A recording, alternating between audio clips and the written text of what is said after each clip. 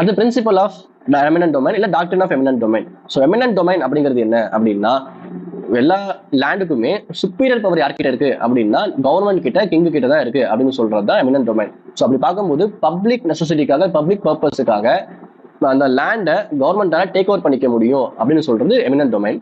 With compensation கொடுத்துடணும். இப்போ வந்து காம்பன்சேஷன் கொடுத்துடணும் அப்படின்னு சொல்லி சொல்றாங்க. பட் இந்த எமினன்ட் டொமைன்ங்கிற கான்செப்ட் முதல்ல உருவாக்கும் போது காம்பன்சேஷன் கொடுக்கணும் அவசியம் இல்ல.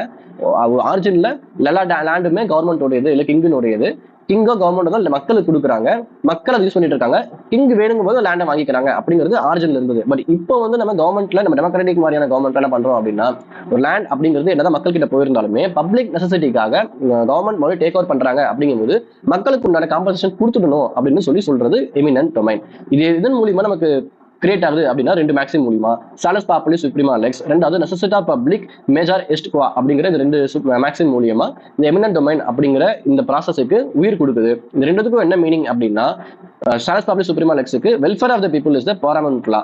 என்னதான் சட்டங்கள் இருந்தாலுமே மக்களுடைய நலன் தான் வந்து இருக்கிறதுல தலையாய சட்டம் அப்படின்னு சொல்றாங்க. அது அதுல ரெண்டாவது நெசசிட்டா பப்ளிக் மேஜர் எஸ்ட் குவா அப்படிங்கிற இந்த மேக்ஸிம்ல public necessity is greater than private necessity. Land எல்லாமே பிரைவேட் ஓனர்ஷிப். ஸோ பப்ளிக்கோடைய நெசசிட்டிக்காக பிரைவேட் வந்து அவரோட நெசசிட்டியை வந்து நம்ம தவிர்க்கலாம் அப்படின்னு சொல்றது இந்த விஷயம். ஸோ இந்த ரெண்டு மேக்ஸிமுக்கு தான் வந்து இந்த எமினன்ட் டொமைனுக்கான கான்செப்டை உருவாக்குது.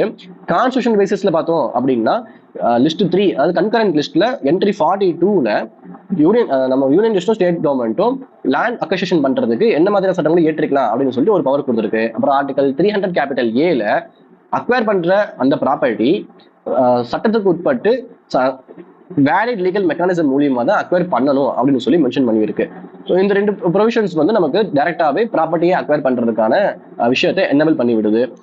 KT Plantation Private Limited versus State of Karnataka AIR 2011 supreme court 3430. இந்த கேஸ்ல என்ன சொல்றாங்க அப்படின்னா, மக்களுக்கான அந்த சொத்தை வந்து பறிமுதல் பண்ணும்போது, அக்விசிஷன் பண்ணும்போது கவர்மெண்ட் அதுல வந்து ஃபேர்னஸாகவும் இருக்கணும், பப்ளிக் இன்ட்ரெஸ்டையும் கன்சிடர் பண்ணணும். ஸோ பப்ளிக் இன்ட்ரெஸ்டாக தான் லேண்டை வந்து அக்வயர் பண்ணணும், பிளஸ் ஒரு நியாயமாகவும் நடந்துக்கணும் அப்படின்னு சொல்லி இந்த கேஸை டிசைட் பண்றாங்க.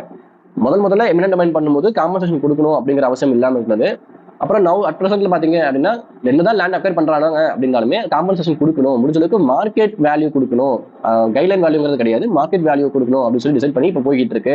இப்போ புதுசா கோட்ஸ் என்ன சஜஸ்ட் பண்றாங்க அப்படின்னா, பெரிய லெவலுக்கு லேண்ட் அக்வயர் பண்ணும்போது, ஃபார் எக்ஸாம்பிள் இந்த ஏர்போர்ட் மாதிரியான விஷயங்களுக்கு லேண்ட் அக்வயர் பண்ணும்போது அந்த லேண்டுக்கு காம்பன்சேஷன் கொடுக்கறது கூட சேர்த்து மாசம் ஆனா ஒரு வாடகை மாதிரி வந்து கொடுங்க, லைசன்ஸை ரினியூ பண்ற மாதிரி வாடகை மாதிரி கொடுங்க அப்படின்னு சொல்லி சஜஷன் பண்ணிட்டு இருக்காங்க. மேபி ஃபியூச்சர்ல எதுவுமே கூட வந்து கம்பல்ஷன் ஆனாலும் ஆகலாம். ஸோ இதுதான் எமினன்ட் டொமைன்.